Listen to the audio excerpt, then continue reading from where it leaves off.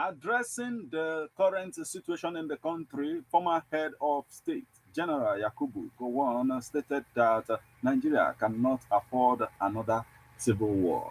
He, however, called for prayers that Nigeria will see the end of the crisis we encounter today.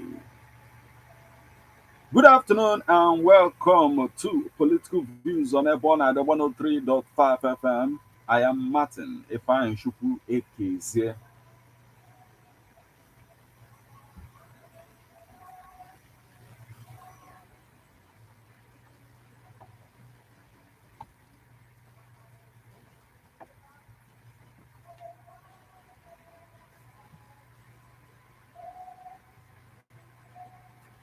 In his speech, General Gowon recounted how he sent his wife with a letter pleading with the late General Sani Abacha to spare the life of the former president of Nigeria, Chief Olusegun Obasanjo. Also, happening on our political space this afternoon is the fact that Bianca Ojukwu is pushing for Nnamdi Kanu's unconditional release. She said that she would do everything possible to get him released. Now, a lot is happening in our political space, so let me bring you up to speed on the happenings, the headlines.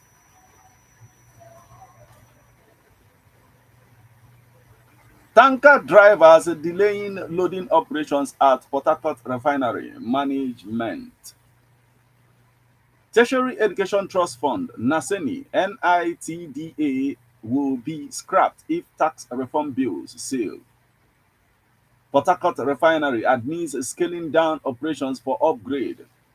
See Tinubu's tax reform as crucial step to turn around economy.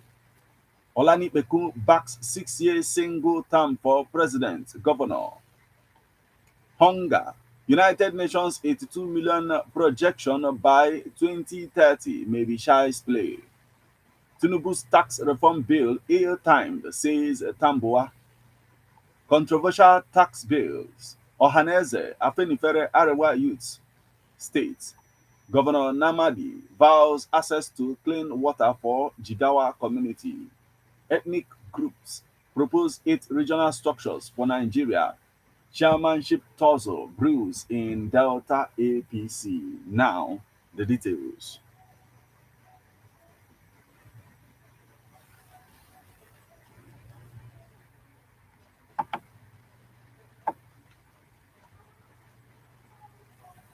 And the first story we have for you on this edition of Political Views is tanker drivers delaying loading operations at Port Harcourt refinery management.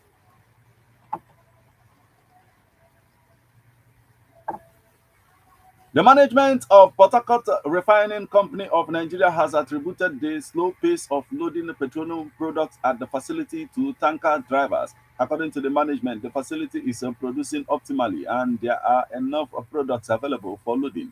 However, the tanker drivers are delaying the loading operations. A visit to Area 5 of the refinery on Sunday revealed that the refining of petroleum products was ongoing. A source in the facility confirmed that the refinery produces every day and has maintained its production status or as disclosed earlier on Tuesday. At the loading bay of the refinery, only 3 trucks were being loaded, while 7 others were standing by to be loaded. Out of the 18 loading points in the facility, only 3 were in use. Notably, only tankers with NMPC labels were loading and seen within the premises of the refinery, although the facility was not bustling with life. Activities were ongoing within the loading bay and the production area. The terminal manager of Port Harcourt Refinery, Uru Chike Joel, disclosed that the petroleum products marketing company arm of the refinery is working and the loading of trucks has not stopped since Tuesday. The facility has the capacity to load 100 trucks in an hour, but currently only 11 out of 18 loading points are functional. Unfortunately, only 3 of these points are being utilized, resulting in the slow pace of loading, Joel explained. He attributed the underutilization of the loading points to the tanker drivers who are delaying the loading operations. Joel assured that the facility is producing optimally and that there are enough products available for loading. Joel This Joel said this is the PPMC loading arm. We have 11 loading bays that are functional, but because of the capacity, it has a huge capacity to deliver. So we are using three at the moment because it is efficient. Out of the three, each one has the capacity of loading three trucks in 15 minutes. A truck is 45,000 liters minimum. We have ones of 60,000 liters already. We have loaded more than 10 trucks. So before the close of work today, just in the next 1 hour, we are going to evacuate a minimum of 15 trucks, he stated.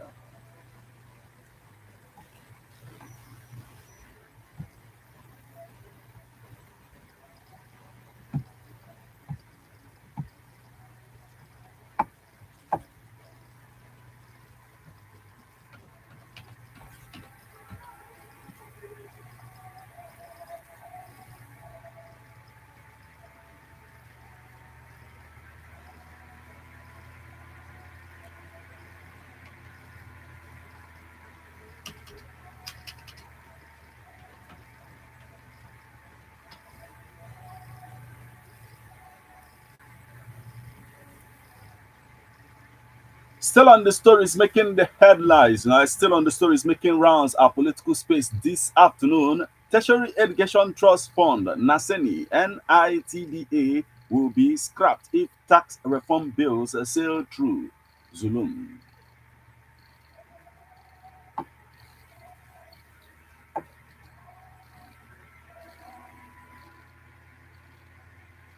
The Tertiary Education Trust Fund, National Agency for Science and Engineering Infrastructure (NASENI), and the National Information Technology Development Agency will all cease to exist if the four tax reform bills currently being considered by the National Assembly were passed into laws. This was disclosed by Borno State Governor Professor Babagana Umara Zulum while speaking to newsmen on Sunday, which was monitored by our correspondent. Leader newsmen reports that the contentious bills at the Joint Revenue Board of Nigeria Establishment Bill 2024 SB 583, the Nigerian Revenue Services Establishment Bill 2024 SB 584, the Nigerian Tax Administration Bill 2024 SB 585, and the Nigerian Tax Bill 2024 SB 586. Zulum, who said neither himself nor any northern governor was against President Bola Tinubu over the executive bills, however, noted that they were only craving for dialogue and adequate consultation about the proposed legislations in order not to be shortchanged. This is a democratic setting. We need more time. People have told the president that governors are against him, but we didn't say anything like that. We know the power of the president. I am a system man. I respect him. If the president wants to use his powers to pass the bills, he may have his way, but he has the consequences for the people. Zulum stated. The governor expressed reservations about some of the provisions of the bills, which include the status and nomenclature of the current federal Inland Revenue Services upon passage of bills into law to assume the power of being the only tax collection agency in Nigeria, questioning whether the agency has the structures in place to execute such mandate. Another provision of the tax bill is that by 2029, Tertiary Education Trust Fund will be scrapped because companies would cease to support Tertiary Education Trust Fund according to the law. NASENI will be scrapped in 2029. NITDA will be scrapped. These are some of our concerns, the Borno State Governor explained. Zulum also explained that if the bills scale through and becomes law, 34 states of the Federation will be shortchanged as only Lagos and Rivers State will be the main beneficiaries.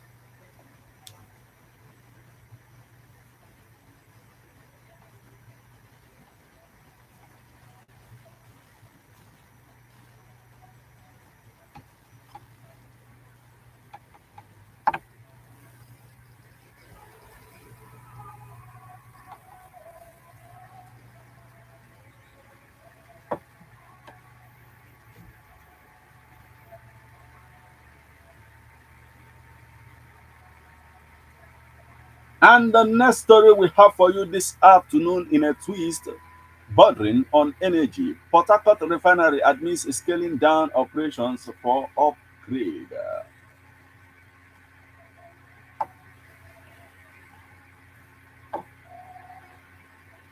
The Port Harcourt The Port Harcourt Refining Company has clarified that its operations were not completely halted but scaled down to facility improvement at the facility. The Executive Director Operations Nigerian Pipeline and Storage Company Limited (MOI) disclosed this on Sunday during a guide tour of the refinery led by the Managing Director Ibrahim Onoja.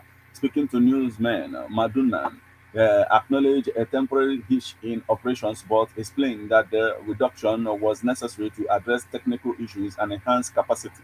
He said so the operations were not halted. It was obviously reduced due to some improvements that we need to make. We are managing the process with the number of trucks available today using a few loading arms for evacuation. This should be resolved soon. He assured all that our product distribution was ongoing with several trucks loading refined products and added that the process would continue uninterrupted. The terminal manager, Port Harcourt Depot, Wuru Joel, confirmed that the facility has commenced the distribution of products including premium motor spirits, kerosene, and diesel.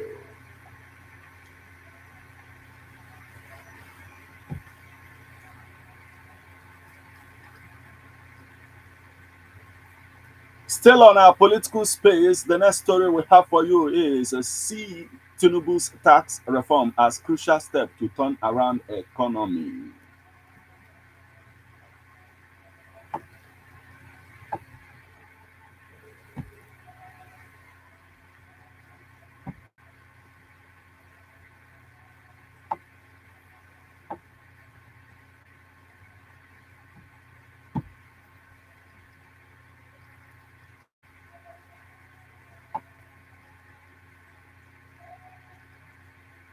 The Yoruba Youth Social Cultural Association (YYSA) on Sunday appealed to the people of northern Nigeria to see President Tinubu's tax reforms as a crucial step to turn around revenue generation in Nigeria and the economy generally. The national president of the group, Olaken Ola, Olalekan Hamad, made the call in a chat with newsmen in Ibadan, Oyo State capital. Hamad stated that the bill contains creative ideas that should be unanimously supported by all Nigerians. He said the people of northern Nigeria see President Tinubu's tax reforms as a crucial step to turn around revenue generation in Nigeria. The items in the bills are creative ideas that should be unanimously supported by all Nigerians, according to the Senate leader Opeyemi Bamidele. These bills aims to simplify the tax landscape, reduce the burden on small businesses, and streamline tax collection. Moreover, the aspect of the bills that seem unfriendly to northern people is the proposed shift in value-added tax (VAT) revenue distribution, allocating revenues based on states where goods and services are consumed rather than pulling them centrally for redistribution. Whereas there is nothing panicking about this because only change is constant.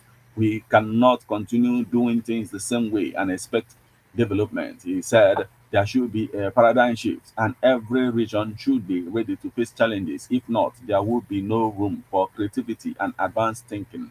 He said there should be a paradigm shift and every region should be ready to face the challenges. It is disheartening that many northern states have stayed too long in their comfort zone, relying on the outdated feeding bottle arrangements. The youth leader emphasized the need for a bold and decisive step in support of the tax reforms and to begin brainstorming. He says, for the sake of a coming generation and unforeseen circumstances, the North should take a bold and decisive step of supporting tax reforms and begin to brainstorm, look inward on how to immediately increase revenue generation in their various states.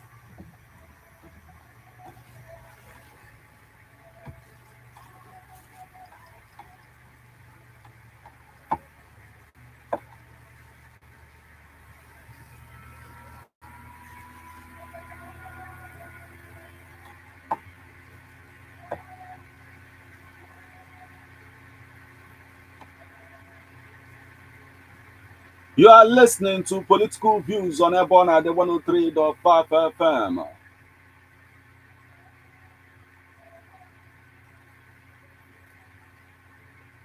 And the next story we have for you, which says Olani Peku bags a 6 year single term for president, governor, will come after this short break. Please stay with us and we'll be right back. Plenty memories in the 21st century is gone. When you have Ebon at the 103.5 FM, here, what are you celebrating today? Birthdays, wedding anniversary, traditional wedding, chieftaincy conferment, or fala, etc. Approach Ebon at the 103.5 FM Ogidi today to document your event.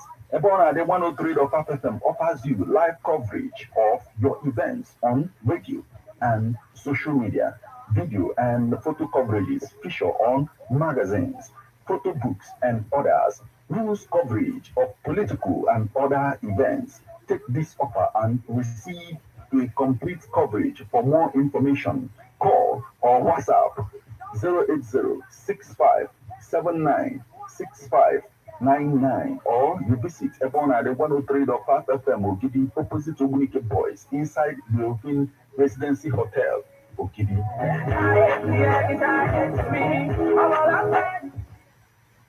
There is boy child, Jesus Christ was born on Christmas Day. Christmas this year, 2024, is going to be ugly. Who? Where are my choristers? Kedu ndị ụka anyị ikwu ukwe na-amasị? As Ebonade 103.5 FM presents Ebonade Christmas Carol of 9 Lessons live performance Featuring Zion Choir and Teresa Catholic Church, Umuyi. Our Ladies Catholic Church Choir Ogidi and the Saint Michael and All Angels Anglican Church Choir Ogidi. Ebonade on-air personalities and many choristers. Nakwa ndị ọzọ. It is happening at the Open Residency Hotel, Ogidi, which will take place on the 15th of December 2024. The Christmas Carol party will start by 2 o'clock. For inquiries and sponsorship, please call us on 080-657-96599. Ebonade 103.5 FM, Christmas Carol. Come, let's worship Christ the Lord, the season of love.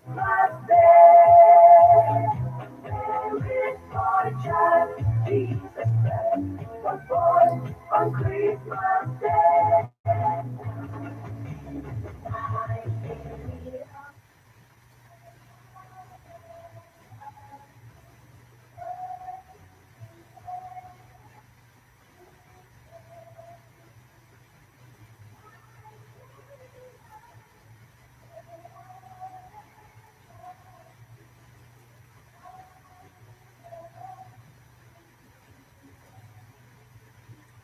You're welcome back to Political Views on Ebon at the 103.5 FM.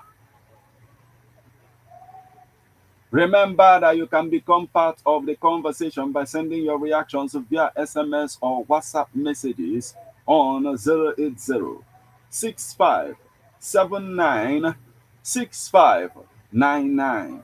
You can as well send SMS on 081-3839-7740 or 081-3925-6742. And the next story we have for you on this particular edition of Political Views on Airborne at the 103.5 FM. Olani Peku backs a 6-year single term for president, governor.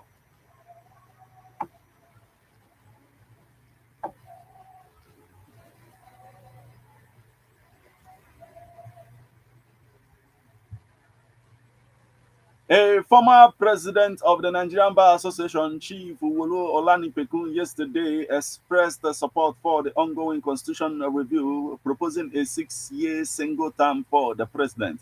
A bill on the president's proposed tenure was sponsored by the member representing the Idato South Federal Constituency of Imo State, Ikenga, Ugochinyere, and 33 others, but it was rejected by House of Representatives 2 weeks ago. Despite their rejection, the 34 lawmakers have vowed to consult with other stakeholders to reintroduce it in the future. Olanipeku said the 6-year single-term proposal was first suggested by the NBA in 2022 when he was the association president, but he was rejected outright by the then President Olusegun Obasanjo.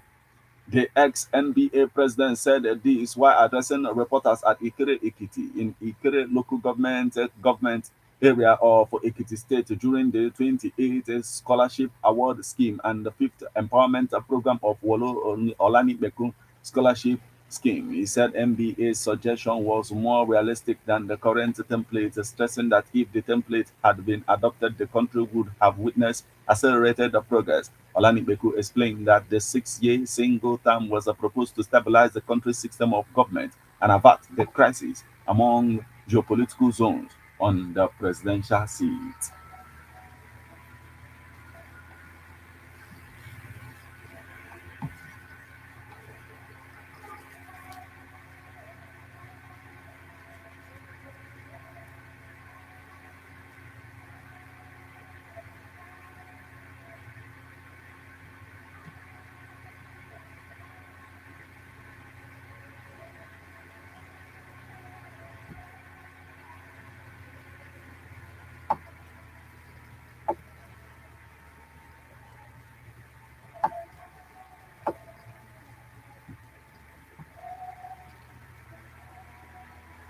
And still on the stories making rounds our political space this afternoon, the next story we have for you is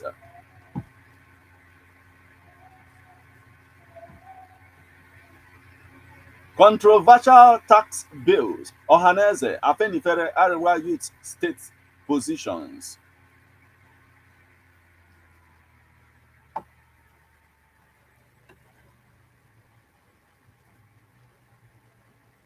As President Bola Tinubu's tax reform bills continue to attract heated debates across the nation, some sociocultural organizations in the country have also stated their positions on the matter. Newsmen reports that the controversy surrounding the tax bill followed a stiff opposition from stakeholders in the northern part of the country. The journey to the now controversial bills began in July 2024 when President Tinubu inaugurated Presidential Fiscal Policy and Tax Reform Committee. The committee subsequently informed Nigerians of the move to replace the national tax policy with a more comprehensive national fiscal policy on fair taxation, responsible borrowing, and sustainable spending. This bettered the four bills, including the Nigerian Tax Bill 2024. The tax administration men reports that the controversy started on October 29 when the northern governors and traditional rulers from the region rejected the tax reform bills. Following their stance, the National Economic Council (NEC) on November 1st, during its 145th meeting in Abuja, advised the president to withdraw the bills. President Tinubu, however, insisted that the bills should be allowed to go through legislative processes. Despite the opposition, the tax reform bills of Thursday last week passed second reading at the upper legislative chamber, airing their own views. Some socio-cultural organizations in the country, including Afenifere, Ohanaeze and Arewa Youth Forums, stated their positions in separate interviews with newsmen. Newsman reports that while Afenifere and Ohanaeze apparently backed the bills, the Arewa youths expressed mixed feelings.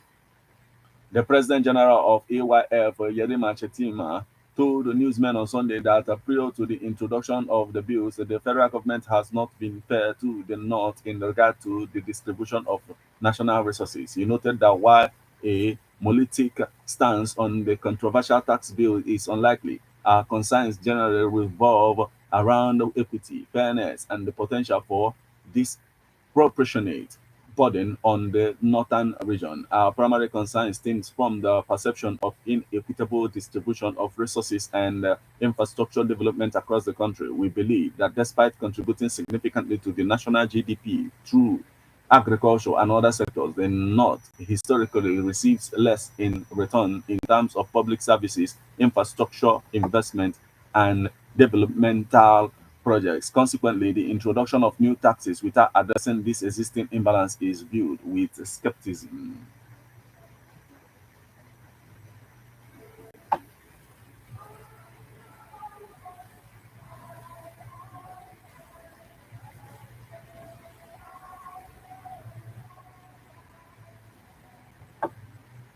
Meanwhile, factional Secretary General of Ohanaeze Ndigbo, Okechukwu Isuguzoro, told newsmen that after thorough consultations and evaluations, the organization realized that the tax reform bills would have more benefits to the people. According to him, the tax reform bills are more merely legislative proposals stating that they represent a transformative opportunity for the rejuvenation of small medium enterprises and the enhancement of the fortunes of Nigerian workers. He believes that by eliminating the scourge of double taxation imposed by unscrupulous state governors, these reforms will pave the way for an equitable business climate that significantly elevates both local and foreign investment potential. The Igbo people, renowned for our entrepreneurial spirit and unwavering commitment to economic self determination, stand to gain immensely from these reforms, he stated.